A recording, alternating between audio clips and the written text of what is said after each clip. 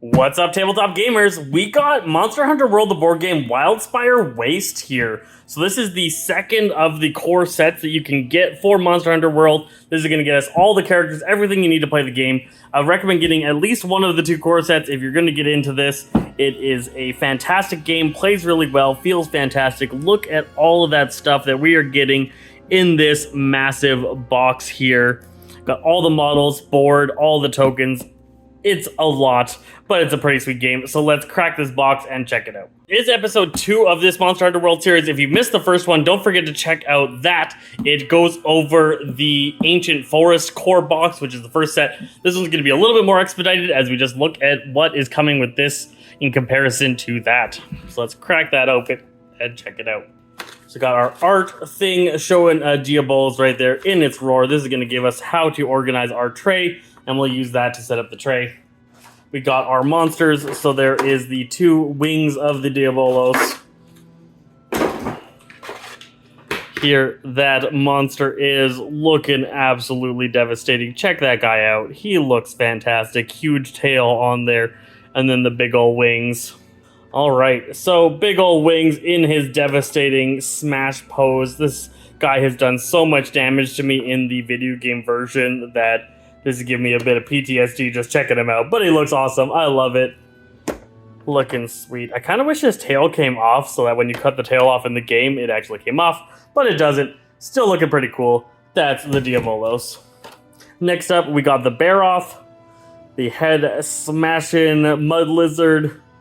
Looking awesome there. Senses people through gravitational waves. He's got little bitty eyes. Then we got a Pookie, poison spit, lashing tail, and that big old tongue. Looks sweet. Alright, and then we got ourselves the Duratoyus, the mud lizard here. Duratoyus is a sweet encounter, really interesting to fight, lots of fun. He'll be doing some water spitting, tail lashing, and all that stuff going on with that Duratoyus. Then in the second tray, we got our token boards. So these are going to come with all the same tokens that the other box had. It's got our health trackers, damage trackers, scout tokens. We got our map there. All that's in there. Got the rule book. Look things over. So that is the Wildspire Waste rule book. Going to go over all of the details of the game. Anything that's a little bit different from this one than the other one we'll have to check out. I don't think so. I think both these are identical sets. It's just if you wanted the Waste or the Ancient Forest. We got our sweet quest book. I love these quest books. They did such a good job with this. You crack that open and you see, I want to hunt a Baroth, and it gives you the details of how to fight a Baroth, how to hunt it down, what the story is like, how to set up the fight, and it's got all those monsters. So Baroth, Pookie, Diabolos, and Duratoyus. Alright, so we got our hunter board, so that's where you lay out your equipment, and then your 2 decks, your damage deck and your attacks deck. For all your 4 players, we got our quest details, so you can fill out what your character's got going on. We got the part system for each of the monsters, so it's got the Baroth, where he's weak to, where you can chop things off. He's got 4 target points on him. Head, claws, tail, and body. Pretty cool. And this side is that reference guide. This is the Ancient Forest reference guide for the weapons that came in this game. So this comes with both the Ancient Forest and the Wildspire Waste stuff for the characters that come in this one. And the 2 different game boxes come with different character sets that are different weapons. So looking at that, here up, we got ourselves our Switch Axe user here in that Baroth armor with the massive Baroth Switch Axe. Awesome. He's going to be swapping modes between axe and sword, and I assume have some cool power-ups in his deck about that, but he is looking awesome. I really love this armor set. It's one of my favorites, and it just looks so good. What's next? We got ourselves the Bug Lance user here in the Diabolos set. So that's the Diabolos armor with the big spikes, and then he's got himself his little bug on his wrist to be able to fire off, and then that insect glaive, bug lance, whatever you call it, is the insect glaive is what the game refers to it as. Looks awesome, looks cool, ready to fire that off. Next up is looking like the Charge Axe. Yeah. So that's the Charge Axe. He's going to have the shield and the sword, and then they can combine together into a big axe thing. You can't see the axe thing in this kind of mode, but he'll have some cool charge up. You have to charge up the shield, charge up the sword, and then use the axe. It'll be really interesting in how they get that whole charge design into this. I don't really recognize the armor set on this one. I don't know what that comes from. It could be the Duratoys set. Let me know what you think. I think it's the Duratoys. And then last but not least, we got the light bowgun user. So we had the heavy bowgun in the other game. This one's got the light bowgun. I think that's the way it is. This could be the heavy bowgun. I think this is the light bowgun. No, I think that's the heavy bowgun. That one looks like quite a bit bigger. And the way he's holding it, I think that's the heavy one. So got that bowgun, blasting away your enemies, and looking pretty cool. We got the dice, we got all the little things to put our spinners together, and then we got each of the different weapon sets and deck sets from each of the characters. So you're going to have special deck sets. This one is going to be all the items that you can get from the Ancient Forest, but for these characters. So that's what that little box is. Then we got ourselves one set of equipment and armor for one of the characters. The basic weapons here for metal weapons. So there'll be the basic metal weapons, the basic bone weapons. So there's the metal switch axe or the bone switch axe. You can go different routes as you play through the game and build those up, similar to the actual video game version. We got our damage tokens. So this is going to be how many damage cards you have in your deck. Your weapons are going to determine that. We got the time cards as well as the palicos. So we're going to get a couple of different palicos, and then we got all those time cards to be able to plan out how our encounter goes. And then we got our monster reaction deck. So this is the attacks the monsters can have. Ooh, that black Diabolos. All right, so Thrash left, moves 3 forward, and then attacks. Looking pretty good. He attacks ahead and to the left of him and dealing. It's a 3 dodge for 6 damage kind of deal. Looks pretty cool. If you want to know how to play this game, we got a video up of how we played it, playthroughs of it, and we're going to enjoy unpacking this, checking it all out, and filling up this box. All right, what palicos we got? We got Shield Spire. Place a token within 1 node that taunts the enemy. Vigor Wasp. Select a hunter within 2 nodes. Heal. Are these all the same? Fire Flash Cage. Monsters within 2 nodes of your hunter. Place a palico token on the monster behavior deck. If the monster's next behavior has a movement symbol, don't resolve it. They stay still. Molotov Cocktail. If the monster is within 1 node of your hunter, place break tokens on one part of the monster up to its break value. Wrath of Meow. If the monster is within 3 nodes of your hunter, draw 3 attack cards as if you were resolving an attack card. Plunder Blade. If the monster is within 1 node of your hunter, place a palico token on one of the monster break token stashes. If you break this part and complete this quest, you may roll 2 additional dice on the monster's reward table. Sweet. Choral Orchestra Dodge Boost. If the player is within 1 node of your hunter, or the monster is in 1 node of your hunter, place a palico token on the monster's behavior deck. The monster's next behavior has -2 avoidance. Remove this token at the end of the monster's next turn. Defense Boost, gain some defense. Attack Boost, gain some extra cards. And Alignment Cure, get rid of any status effects. All right. Those are our palico cards. We got all of our time cards here, so these are going to be the different events.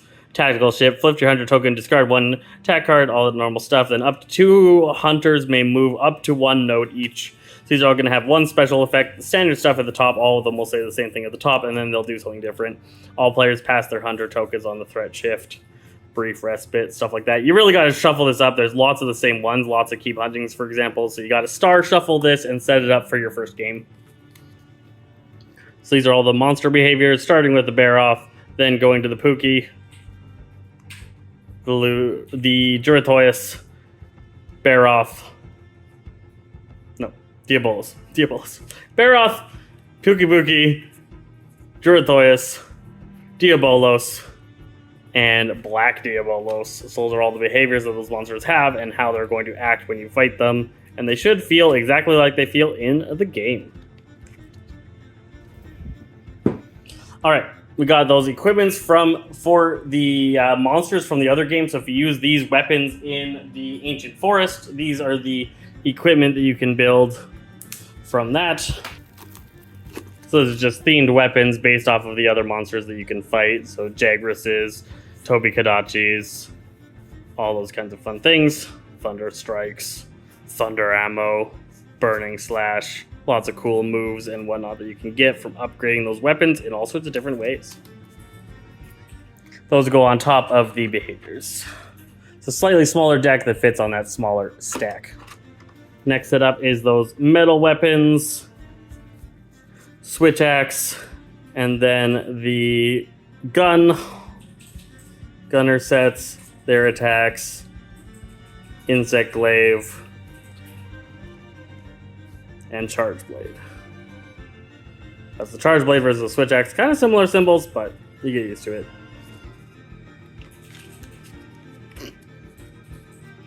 Pile those in there. Got those upgraded weapons here. So these are all the upgrades. We can see they're yellow in the top corner or purple. So they're going to be green, purple, yellow, upgraded versions of all these equipment. Looking pretty cool. Getting that Diabolos, Black Diabolos, mail and whatnot. So these are upgraded armor sets.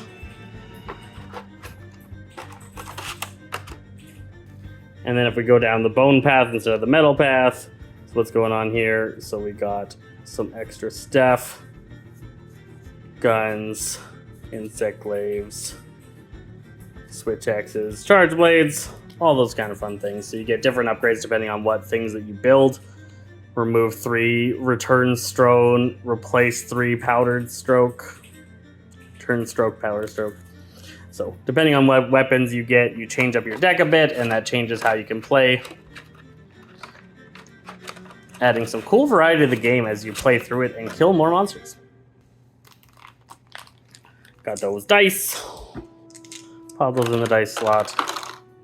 On the boards, we got our spinners. So you want to pop out these, and you want to grab those spinner centerpieces that came in a little baggie, and you're looking for a peg one and a hole one. And then we're going to create one of these spinners here, popping out the holes. There we go. So put these two together so that we got it so that this can rotate and show the number 1 through 8. And once that's set up, you put the hole one through on the bottom like that. Take the peg one and press it in on top and squeeze nice and tight. And then you got yourself a nice little spinner to be able to track your health. There's a couple of those you'll want to set up, and then you can get to it. All right, then we got this one that came in the token set box here. This is for the monster track health thing. And so we got 2 dials, and then we got the center piece. Make sure that the 0 through 110 dial is on the left side, and then the 0 through 9 dial is on the right side. And then we're just gonna pop those little nubbins in. There we go. So pop that one in, and then take the pronged one and press it on top. And then we want the other one on the other side. Make sure it's all the way through the hole, and then press and apply pressure. And now we got ourselves our monster health token tracker. And then it's got 2 little leg stands in the actual set. We'll pop those out and put it on when we're playing the actual game, and otherwise they stay off so that they don't bend. So that is the monster track token health thing, and it'll go up to, I guess, 119 technically is the maximum that it can handle. And we got all these tokens and things to undo, and we're just going to open those up, toss them in here, and wrap this all up. We'll check it out all wrapped up in a sec. All right, so we got ourselves a token bag full of the status ailment tokens. We like to put these things in bags to be able to separate them out, and that'll just live inside one of the little dishes in the box. Once I've got the air out of it, I'm going to plop that into one of the open dishes. We also got a second token bag. Oh, there we go, with all of the break tokens and scout fly tokens, and that'll be just a separate bag.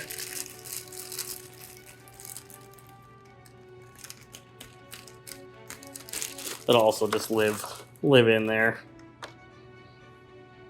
pop up all of your damage tokens. So this is all your elemental damage and your actual damage. And we're just going to slot that currently into the open space. We have to reorganize this a little bit once we actually start playing, because we have to be able to track what's in the current player's deck.